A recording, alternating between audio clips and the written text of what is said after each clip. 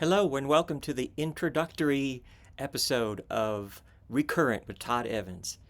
I've been contemplating having a show of my own for quite a while now, and one of the things that was stopping me is I thought, well, I'll have some music and I'll have a graphic and I'll get all that stuff ready to go before I start. And those were all the things that were holding me back. So we're going to start fresh with no graphics and no music, and we're just going to go from here. The reason I call this channel Recurrent with Todd Evans is because when I was in college, I worked at the radio station at the University of Georgia, WUOG.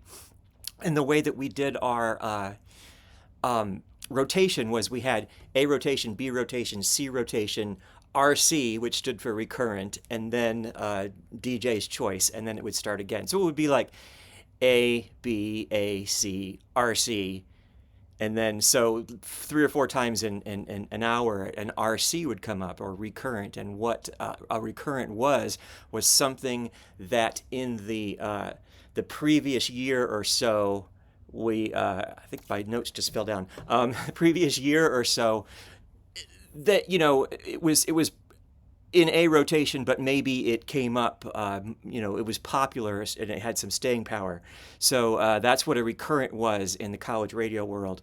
And so, for example, I worked at radio in 1986, 1987. And so at that time, a recurrent might have been New Order Brotherhood, or The Smiths' The Queen is Dead, or REM Document, something that had been out a little while, but even after it was new, people still wanted to hear it. And so that's why I called the channel Recurrent with Todd Evans, because that's kind of the music that I want to talk about the most, not the Smiths and New Order, but things that keep coming back to you, things that you've been listening to, and they're important to you.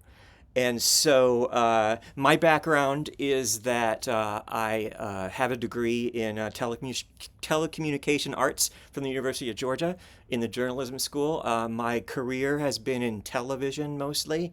And I was almost a band director when I was in college, and so I took music theory and all those kinds of things, and I can write manuscript and stuff like that, but never at a professional level in any of that stuff.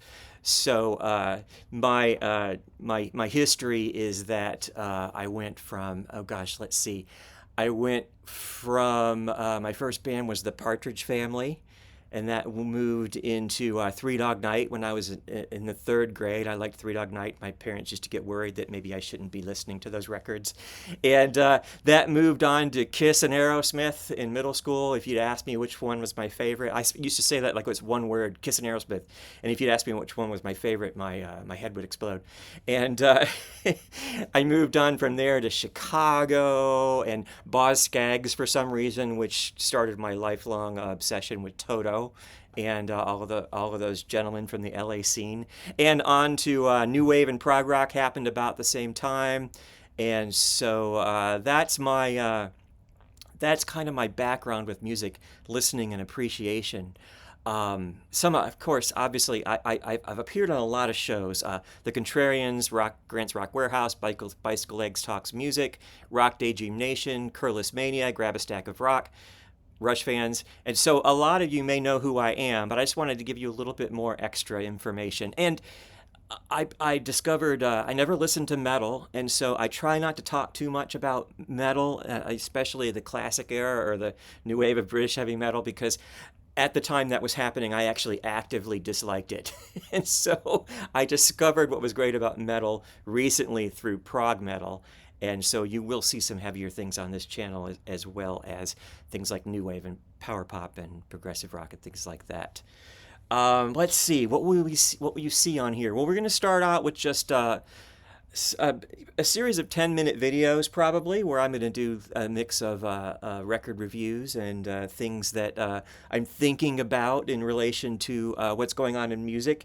And panels will come later. There'll be some panel discussions later as soon as I can get that all up and running. And I'll probably talk a little bit about gear. You can see some classic gear behind me.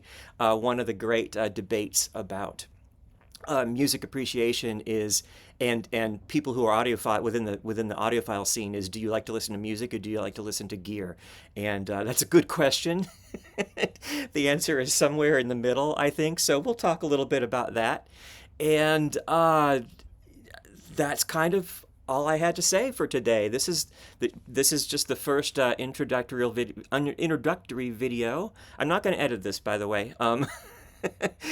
So we will probably start with a couple of album reviews and some couple of general discussions, and I hope everybody will join me for the ride. Thank you.